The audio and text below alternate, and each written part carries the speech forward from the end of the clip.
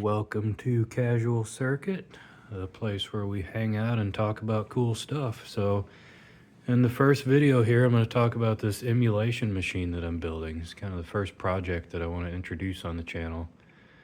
And I have some specific goals here. Basically, I want to emulate from about the Atari 2600 all the way up through the Wii U. And the reason I'm choosing that specific range is because beyond the Wii U, and you get into the PlayStation 4 and the Xbox One and the Switch, I just don't think it's practical with modern hardware to emulate those systems. So I'm sticking with that range for now. I want to recreate the experience of playing the games as much as possible, which means I'm going to be using authentic controllers or, as an authentic equivalent, with the exception that I want everything to be wireless, which is going to present a difficulty in some cases. But for the case of most of the Nintendo systems, luckily, they have come out with these, which are really cool. They're meant for the Nintendo Switch, but they work with, any old Bluetooth adapter for a Windows computer or, any other operating system for that matter. They got the NES, the Super Nintendo, and the Nintendo 64. They also came out with a Sega Genesis one, which I have. I don't have it right here at the moment. But anyway, that's what I'm doing. Pretty excited about it. So I'm using this here computer, this tower. This is or was, rather, a Gateway FX. The internals have been reworked several times over. But I bought this originally new as a gaming computer in, I don't know, about 08, maybe 2008.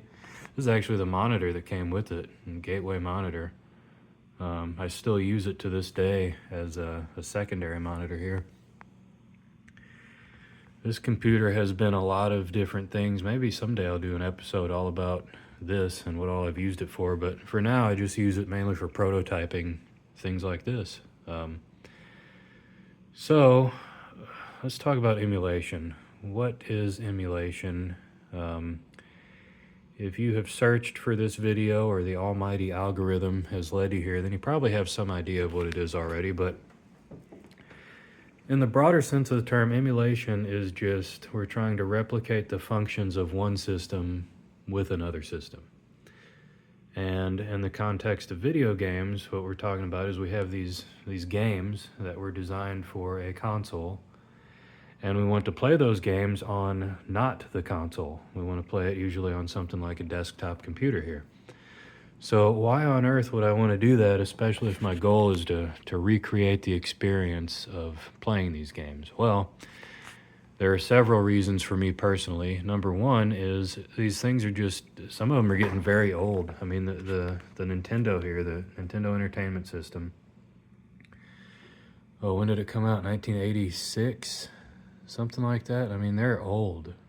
They're really old, and it's getting harder and harder to find them in working order. And if you do have one in working order, it's getting to be quite a pain to maintain them in working order because the parts go bad. You know, the capacitors, they leak the ooze all over the internals, and some of the parts, the chips that they used are just no longer available. And what you end up having to do is cannibalize one machine to bring another one back to life. And I don't like doing that, but sometimes, that's just the only way you can go about it.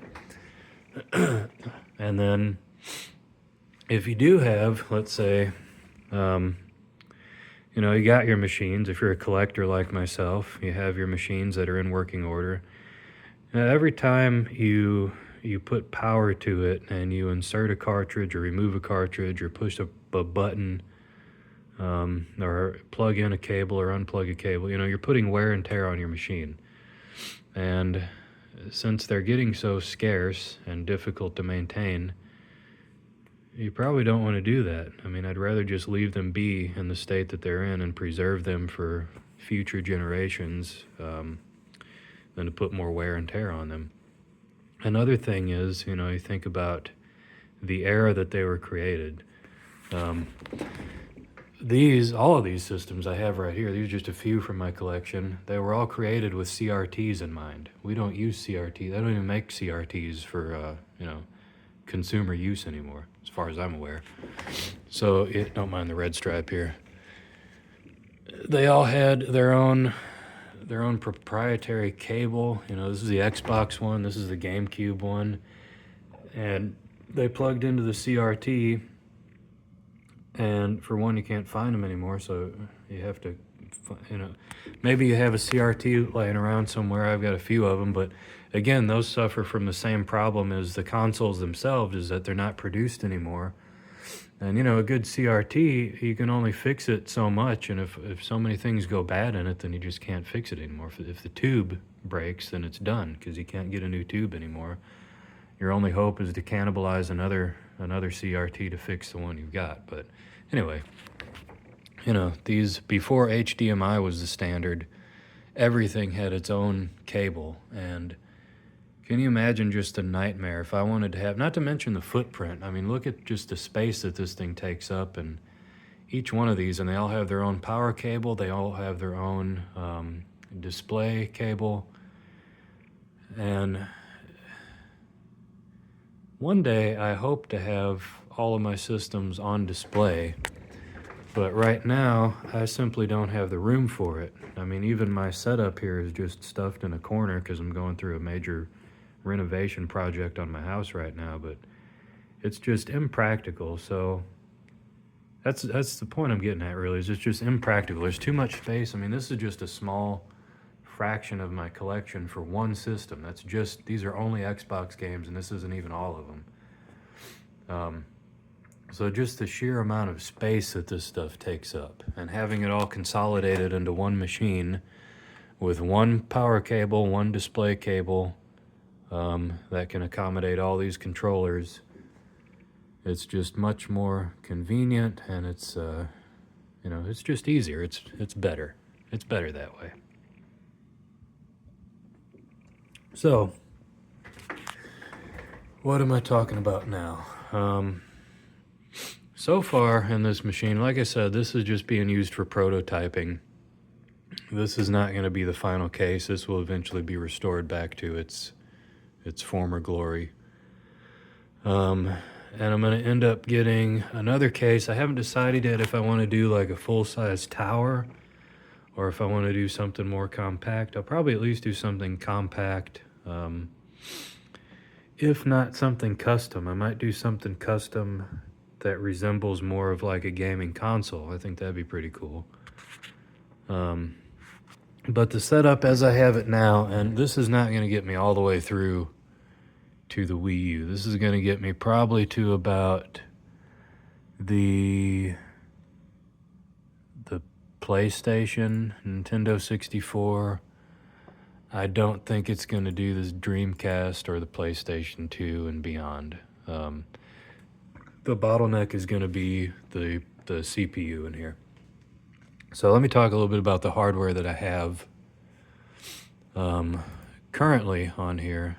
The motherboard, like I said, is not the original Gateway FX.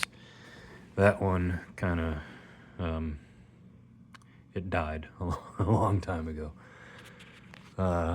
But this is a build that I did several years ago, I don't know, 10 years ago. It's got that's not NVIDIA. That is NVIDIA. It's got the Rampage 3 Gene motherboard, and that's what's really limiting right now, is that LGA 1366 socket. I had, at first, an Intel Core i7 here, 920. That was this guy right here. I ended up upgrading to about the best processor, at least for single thread processing, which is the Intel Xeon X5690, and that's about it for this motherboard, and that's what's going to limit me. The graphics card, originally I had this crusty old ATI Radeon HD 5770, and you know, it worked. But I bought this NVIDIA GeForce GTX 1660 Super, which is what I have rocking and rolling in there right now. That should get me all the way through. I should be able to use that GPU for the duration of the project. But, you know, it'll be with a different motherboard and different case, different processor, all that stuff. The RAM is just what I had in there. I got 3x4, 12 gigs total of Corsair Vengeance. I'm using a 240 gigabyte solid state drive. That's not going to get me all the way through either, because it'll get me through probably what I can do on this machine. But once I get into like the GameCube and the Dreamcast and all that stuff, the games are so much larger.